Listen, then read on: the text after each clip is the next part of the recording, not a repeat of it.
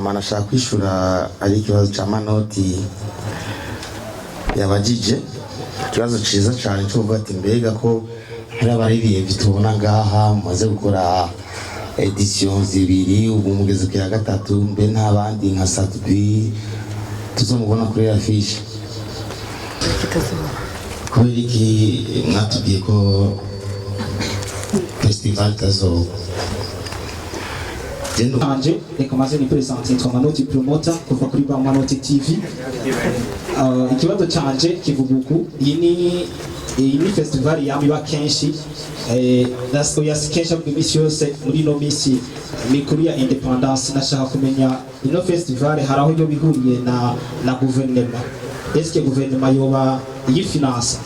Kandi hari ikibazo abamenyesha makuru bagiye bagaruka ko bavuga ati bantubwoy yarateguye ino festival kandi itumye n'abarivyo bagiye batandukanye, ariko hari muri byitwa mature karamasatu kunizogira tumubona.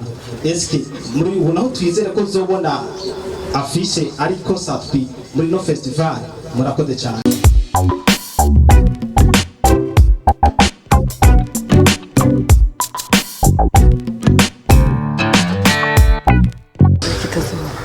kubera iki mwatubwiye ko festival tazo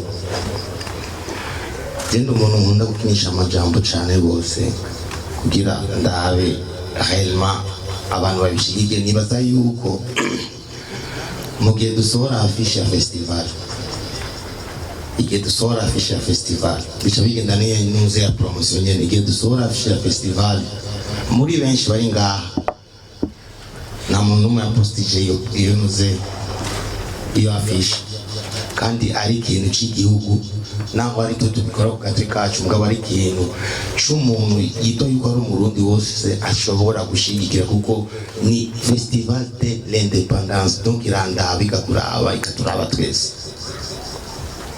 Ce qui est dommage, ya personne ya postije ikintu, ariko juste kwandika yuko festival itazoba mu isaha imwe. Iyo message yari maze gusirikira mu Burundi bwose, isi yose. Vrai ou faux? C'est vrai. Kuko en tout cas je ndaca ku mbuga za Facebook kenshi niho mbona aba journaliste bacu canke aba promoter bacu bakorerayo cyane. Je ndo umuntu murikirana kimya ndashobora no gusita ama page amwe ngaha juste ahora amvuga nabi, juste kumvuga nabi. Donc kivedeo yuko jatachiza nkora n'umunsi n'umwe ndabazi bari ngaha kubera iki batapoze. Ni ikintu cya independence, nimurabe ngo kubera farias bas nimbunya nka naco, ariko iki ni ikintu cya independence kirakuraba nawe. Nimba tudahuza, nimba tutahora tuganira ivyo ubweti okay nakare urukwavu nawe nuwangu urukwavu remera kuri ruba. Iki kintu ni cy'u Burundi, ni cya independence y'u Burundi. Rero je kwandika kujya nashatse nandike ntangura akantu kabona ka yuko habaye induru kuno canandika nta festivalism bash isa imwe. Iyo message yari amaze gukwira isi yose, kibedeye yuko benshi mu Barundi dukunda kapfuye, ntidukunda iterambere ry'umuntu. Pourquoi ukuntu iyo message baguma bayipartaja affiche batayipartaja nkuko? Rero ndi umuntu nkunda gukinisha amajambo, ndi umuntu nkunda ndashaka kuraba reaction yiwawe, nkaca menya ikibanza cyawe no gushira, nkaca menya uyu muntu nawe twohura nani yambuno mwa kuko nakamara. Jendo umuntu nashizemo ingufu nyinshi muri umuziki cyangwa mu izina ry'iwanje, nararikoreye imyaka n'iyindi. Umuntu notiza ikirato aho naciye ngira niyo cambara, na nico gituma jewe kuvuga ati reka jewe nkore iyi festival canke biri muri yo gahunda, kuko abandazi yuko abantu tugendana muri yo voyage ya festival canke iki hari impanuro zimwe dutanga.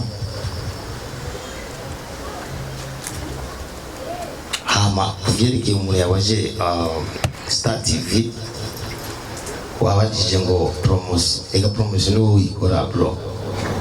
narayikoze ariko ku ruhande rw'iwanyu ega wowe wabajije ikibazo ko nawe nkabibona ko atapromotion ngiye ariko barangiye promotion yo kuvuga ko kitazoba uca wimvire gute je barangiye promotion yo kitazoba why ndasubiye iki ni kintu cha independence kiraturaba twese naho tutavuga rumwe naho tutagira ikintu cyo gushigikirwa c'est pas parce que ngo cyakozwe na bantubwoy ndazi ko abantu benshi bifuza ko bantubwoy no munsi yo bitaba ariko ku izina ry'Imana kugenda umuntu naho muri ibintu byose genda umuntu kiri Imana imbere nimba nkibandanya kuririmba hari abantu benshi baririmba neza ariko ndacari kuri list kandi nta muntu azoza kunkora kuri list atari Imana yonyene nimushigikire umurundi naho muba mutavuga ko umugabo uvuye tubone umurundi n'umuntu w'iwacu ariko akorera iby'iwacu ariko akora ibintu bizodutesha twebwe bizoduha agaciro hari ikindi babajije ngo sponsor sikirenga reka nshimira abantu baduhaye sponsor ku maradiyo hariho za Rema hariho za Black FM hariho ni nyinshi bihaye vraiment kukigora bakaduha niyo basi nako ga sponsor ko kuvuga ngo babicishe mugabo kuvugisha ukuri sponsor sikirenga mugabo ibyo bintu jewe nibyo nshinege kuko no gutangura umuziki natanguye mfise 0 francs ariko kubera nyene courage yiwanje niyo yashikanye ngaho nkabashimira n'abantu bose babafana bamfashe mu mugongo kugeza n'umwanya ariko je nosaba yuko ikintu ari ikintu citiriwe Burundi cy'umurundi mwene wanyu naho muba mutavugana muzogishigikira c'est pas ngo mbaga twabagenzi twese nibishoboka none nzoba iyo interview naranditse ko bitazoba muca muri partage nose mubona ko nzoba iyo interview aho Fizzo aragara ntatanga interview kuri kenda go interview ukura supporting ibintu bibi gusa ese nta byiza umuntu yoba yarakoze tukuvuye tujya nakani nuko ameze umugabo hari igikorwa udashobora hari ikintu Imana yamuha udashobora naho ugira gute so kugara n'umutima mubi munshiramo kugira ntidukorana manze ama interview kuko ama interview arakenewe ku artiste wese arakeneye interview arakeneye promotion rero kubona ntaba nikawusha kutaba ama interview nuko mbona ibyo mwandika hamukachishaka kukaza ukantwengera ndakubona ko wandika nabi ushaka genda go interview yike so anyway twako tikuki dukora festival muri interior ngira nabivuze ni muri ya ntumbero yo kuvuga ati hari abantu bari ruguru japo dabo kwanza ni ikintu cyo kwishimira ni ikintu cyo gucelebra parce que ni igikorwa cya independence uri umurundi ngira ni ikintu cya mbere utegereza kwishimira so mu ntumbero ni kwa kundi nyine guha promotion y'abaririmbyi mugambi na mbere kamande shimire bantubwoy ko yateguye kino kinoko ikintu cyiza cyane ugiye no kuraba ntabwo ari terambere ku muziki gusa kubera ko turarepresenta n'igihugu hari abantu bari hanze bazi ku Fizzo bamaze kubona iyi event yateguye abanyati igihugu cy'u Burundi gihagaze uko hama ikibazo canje reka maze ni presenter twa manoti promoter kuva kuri ba manoti TV ikibazo canje kivuga uku iyi ni festival yamiba kenshi nasko yasikesha mu misi yose muri no misi mikuru ya independence nashaka kumenya ino festival haraho yo bihuriye na gouvernement eske gouvernement yoba yifinance ndakunda kujaniranya iyo ndonsa kanya mu mbabarire nshiremo akantu kataje na festival kora ko benshi bakunda kunyitanda umunyarusa kwa kujya kweva ubuherutse ngiye magira festival mwatwemeye ko mugiye kugira bantubwoy FM ariko ushika muri kano kanya ntirashobora kudushikira turindire gushika ryari ikibazo cya nyuma ntabwo ngomba zane fanatisme kubera ko ndumenyesha makuru kandi ndabifite n'impamya bushobozi novuga ko ubuherutse kandi hari ikibazo abamenyeshamakuru bagiye bagaruka ko bavuga bati Bantubwoy yarateguye ino festival kandi itumye n'abarivyo bagiye batandukanye, ariko hari muri byitwa mature karamasatu nizogera tumubona. Eske muri ubu naho twizere ko zobona afishe ariko satwi muri no festival. Murakoze cyane. Merci beaucoup Manoti abajije ikibazo cyiza cyane, cyose baraza kubibishyura ari mugira ikibazo. Manager ari hano, CEO ari hano, ariko tugira kigo. Ego murakoze kuri ibyo bibazo. Manashaka kwishura ari ikibazo cya Manoti yabajije. Ikibazo cyiza cyane cyo kuvuga ati mbega ko hari abaririmbyi tubona ngaha mumaze gukora edition zibiri ubu mugeze ku ya gatatu, mbe ntabandi nka Satbi tuzomubona kuri afishe. Satbi twaravuganye n'umashaka nimba ari yo nkuru muri diriye, twaravuganye nuko nyene ari hanze mu bikorwa byiwe kandi azotaha le 14. Ngira ni muri muzi n'umusaza utaha. Ndamenye ibanga so nukuri twari twavuganye kuko nkuko kenshi tuba dukeneye umu artiste mushasha umuntu azoparticipa muri iyo edition tuzoba tuko turategura. Mbere na Natasha tuba twavuganye nawe nyene aranyemerera, mugabo nawe ikibazo ari hanze, gira murazi ko ari hanze, ari mu Bubiligi. Wowe yarariye n'umuhari kubona adahari ngaha. Ibyo byose ni muri ya ntumbero yenye kuvuga ati kwa gukorana n'abandi ba artiste, kwerekana urukundo, kwereka aba bajya bari munsi ya bato bacu gushigikiranira ron. So Satbi yari yemeye, Natasha bari yemeye, malheureusement nuko batari mu gihugu. Hari ikindi yavuze ngo cha radio be radio ya Bantubwoy turindire ryari muyindire gushikaho muzoyibona. Ngo ni ikintu kiri si ikintu vyuka gusa ngo cukora ko naho no bamfise amamiko ndayafise, ndashaka kuvuga ati ni kurondera ya metere gusa ni iki amukagira mugabo ifoko ugira ikintu ciza, ikintu kiba giteguye neza. Hari ikindi kibazo yabajije ati mbega ngo guverinoma ese guverinoma irafisemo uruhara muri festival. Ego irabifuzemo uruhara kuko iyo itaduha ikibanza cyangwa ituwemerere cyangwa iduha sekirite cyangwa iki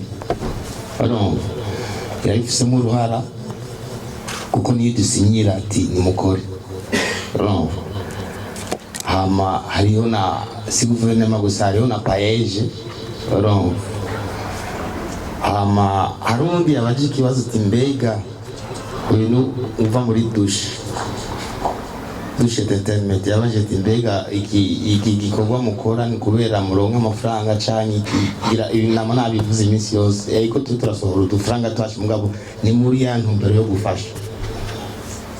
Nuko je nanye nga muri Bantubwoy ndafise ivyuma mbe hari amavideo angaye mfise amavideo yanje araharuye sivyo, ariko hari abantu nafasha kenshi kubera navuga nti reka ndabafasha anyo babanze nabo nyine bubaka amazina yabo. Tunga turi mu ntumbero amahera azoza, kandi iyo muri ko murakora business ntuzoshiremo amafaranga muri business amuco wimvira ko ejo uzotuyohora ibihera no hahandi mushikira hagati mukaca muheba ibyo bintu.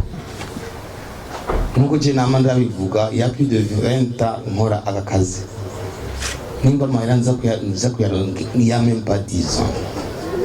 Umva ni patience d'abord, mukintu cyose ubuzovuga urakora patience n'ikintu ubu ushaka kumenya ati je nshaka kugera hana ubanza guharura d'abord amafaranga, ubanza gutera imbibi imbuto ukazitera hama ukabagara hama ukagira ntutera imbuto ngaho nyene ngo ejo ucugira. Je sais qu'un jour naho tamahera nzoba turiko turaronka mugabo tuzoronka abo twafashije bazotuvuga neza, bagete muri kariyeri yacu. Nico kintu nyamukuru kuba reconnaissant muri kariyeri yacu, nimba tugezaho turi nuko hari abantu bashizemo umutayi wawo, bashizemo ingufu zawo batugiye imbere kugira batwereke aho twoca ko twogira ukuntu si amafaranga gusa, kuko iyo amafaranga je novuga yuko amafaranga noba bantubwoy yoba yaratanze, sinavuga yuko yamaze kugaruka, mugabo turazi yuko mu minsi iri imbere cyangwa mu myaka 10 cyangwa muri angahe tuzoyaja, kandi je noronka yuko no shima yuko noronka gahera maze kwibera umutama wa cyane nkaca nirira gahera tumeze neza, nawe nkuba Imana impaya amahera arusha ayo mfise no champ ibaga mama yangu urumva. So ni ikintu cyo kuvuga ati wowe urashiramo amafaranga yiwawe, mugabo urazi ati un jour hari ikintu zo kunguka cyangwa hari ikintu zo kungukira abandi, kuko iyo uronse umuntu aguma avuga ati ujya muntu n'ukuri yaramfashije, iyo ni imigisha dabo no kurondera imigisha, kuko iyo ufise ikintu uri kurakora ikintu atamigisha birimo mutera imbere nta nahamugenda, ubishiramo inzigo nta nahamushika, ko n'Imana ntikunda umuntu w'inzigo. Umva mu gihe rero kurabikora bikorana umutima umwe, ushiremo umutima, ushiremo umwete, uvuga ati jewe je sais qu'un jour uyu muntu azonshimira. Ko iyo umuntu ariko aragushimira ariko aravuga ati ibyiza wowe waramukoreye, iyo ni mibaraka n'Imana ibandanye guhezagira. Ngira hari ikindi bavuze ngo mbega mu muziki turamaze kwikukira, biracagoye cyane kugira twikukire umuziki. Deja bariko baradufungira imiziki mwimwe, babona ibi bitwaririmbye mu muziki, mugabo ntibabona ibyiza twaba twaririmbye mu muziki. Nicyo kintu kibabaje,